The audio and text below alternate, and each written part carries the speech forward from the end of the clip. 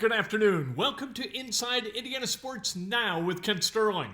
It's Tuesday, July 27th, 2021. We're brought to you by the great people at Today's Dentistry. I got my teeth examined and cleaned yesterday, and I've never been happier with a dentist in my life. That's a great Dr. Mike O'Neill and hygienist Cassie Fessenden.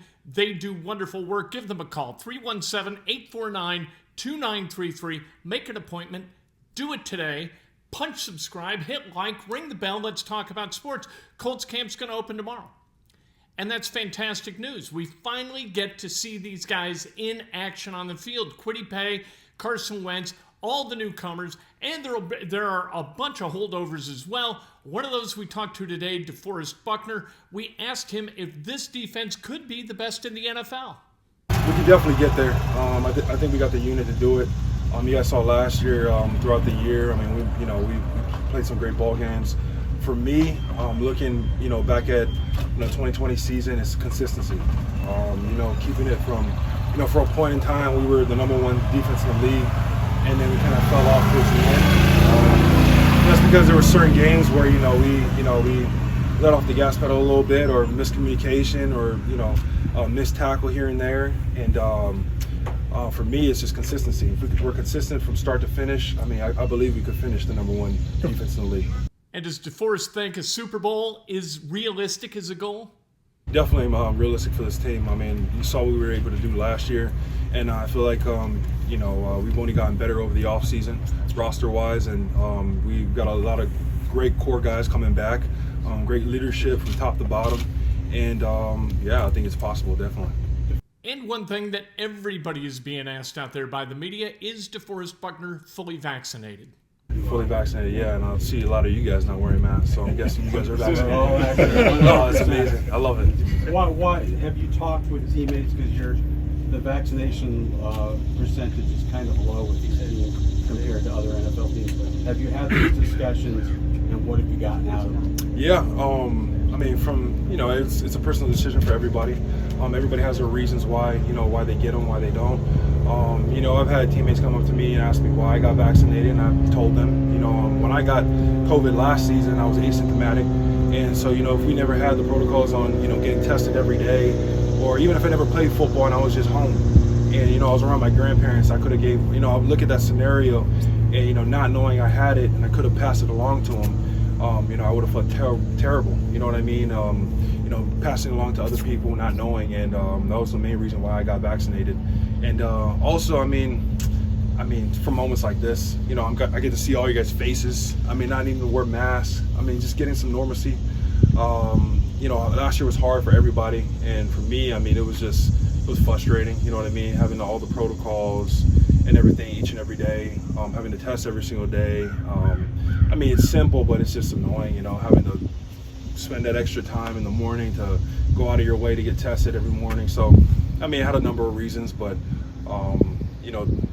being able to not to really, reduce the chances of passing it along was a big one for me. Zaire Franklin is a guy that this defense is going to rely upon in all likelihood as a starting linebacker. What's his focus entering camp? Just about us coming together in camp and as a collective, early on in the season, to just make that jump from being, pretty good to being elite.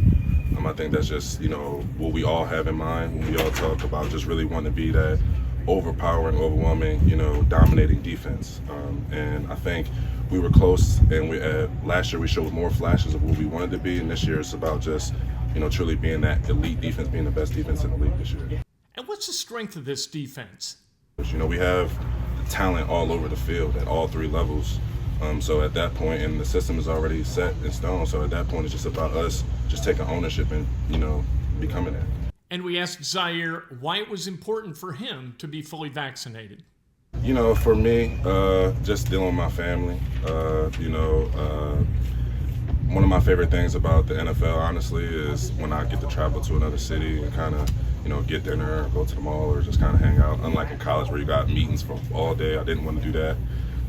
We played in Arizona on Christmas. My fiance is going to come out, spend Christmas with me. I didn't want to have a situation where I didn't want to spend time with her. My fiance is vaccinated, her mom's vaccinated, so it just made the most sense for me personally. Kenny Moore arrived at camp today in an IndyCar two-seater being piloted by Pato O'Ward. He was asked, what's his goal for this team? As a team, you always want to win the Super Bowl. So in order for us to do that, step one is winning the division. And we got to, like I said, take care of practice in order for us to go, to Tennessee week 3 to, get it done then. But even before that, we got to take care of practice each day. And then week 1 is the most important game. The Colts aren't all people are talking about in Central Indiana this week. The Indiana Pacers scheduled to select 13th overall in the NBA draft this Thursday night.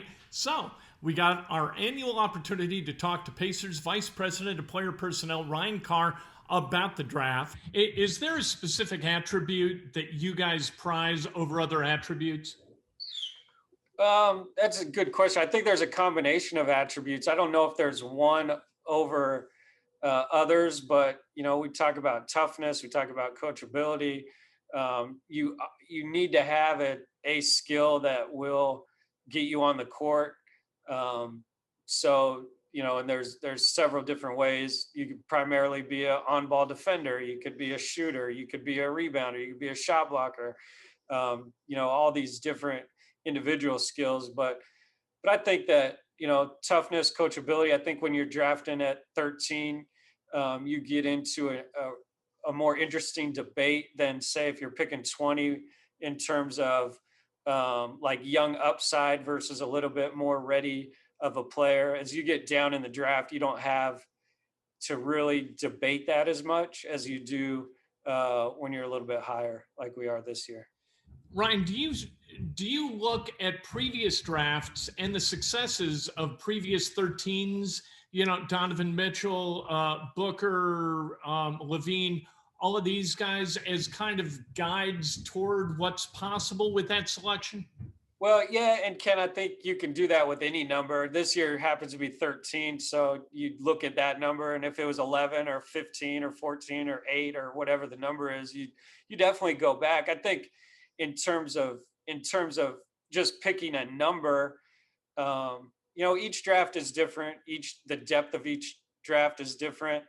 I think what it proves, though, historically is at any number, there are players that are going to be good NBA players, and there's going to be players that probably, don't have the careers that you would speculate going into it. And you just, like I kind of said earlier, you want to be on the right side of that.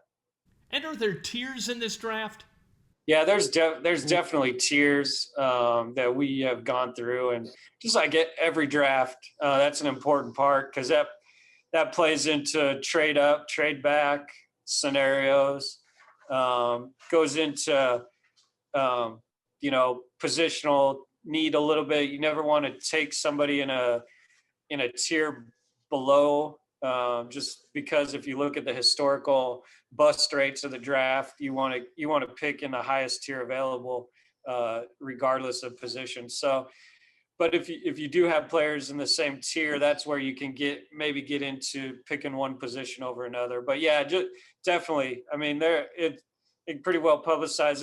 This draft at the top is better than a couple of the past ones, and there's a lot of excitement for those guys. Is there anything unique about this draft compared to others? Well, yes, just because of the last year and a half that we've all gone through.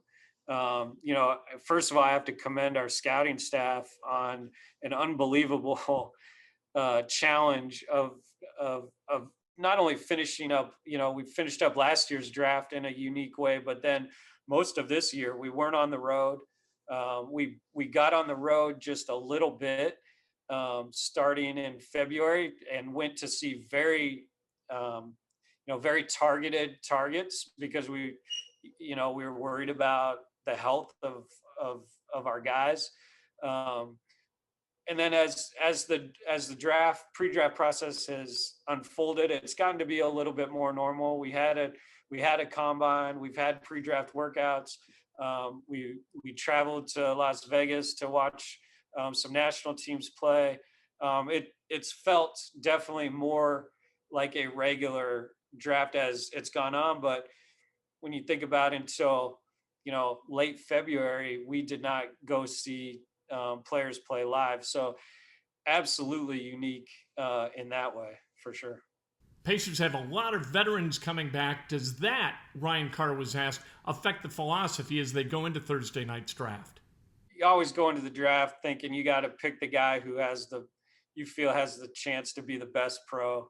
There's some fit. You don't want to step down to a lower tier necessarily, but you definitely you got to pick the guy that you think could be the best player. There's some variables in it, but I think in terms of an overall draft philosophy, you want to pick the guy that you feel can succeed. And there's no one answer to that. So, it may be a guy who, a guy may have a higher floor, but a little less of a ceiling, or, maybe has starts is not quite as ready, but has a higher ceiling. You just have to debate through all of that stuff and the team situation and make sure Kevin, has all of our thoughts on who he feels, best fits.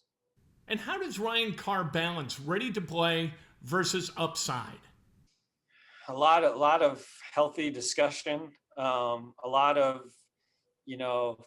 going back and forth on strengths, weaknesses, where a guy is now.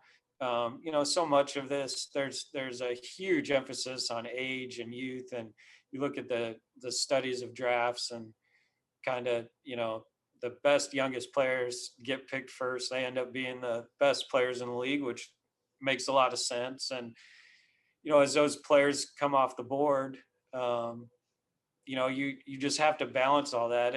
There's no, nobody wishes that this was a science more than me. It would make this process, easier. But all the variables, all the education of each player that you do, you just try to make the smartest, best decision you can, and trust your process. The Pacers have an opportunity with the 13th overall pick to get a guy. In the last 7 drafts, these are guys who have been taken 13th. Zach LaVine, Devin Booker, and Donovan Mitchell. You can get that level of player at 13. You've just got to assess who can play and who can't at a really high level. It's one thing to screw up when you draft 17th, 18th, 23rd, 22nd, whatever. If you screw up the 13th overall pick, that's trouble, because you should be able to go get a guy who may not be an all-star, but is going to be a contributor from the jump and is going to be a big-time contributor down the road. That's what you ought to be able to get at 13. The pressure, intense on Ryan Carr and his staff to go get that guy at 13th, because if they don't, it's going to be remembered and regurgitated by the media here in Indianapolis. Tomorrow morning, Breakfast with Kent. I cannot wait to talk to you then. First day of camp coming tomorrow, the NBA draft coming on Thursday night, the MLB trade deadline coming up on July 30th. This is a heck of a week in terms of sports news, and we're going to be all over it.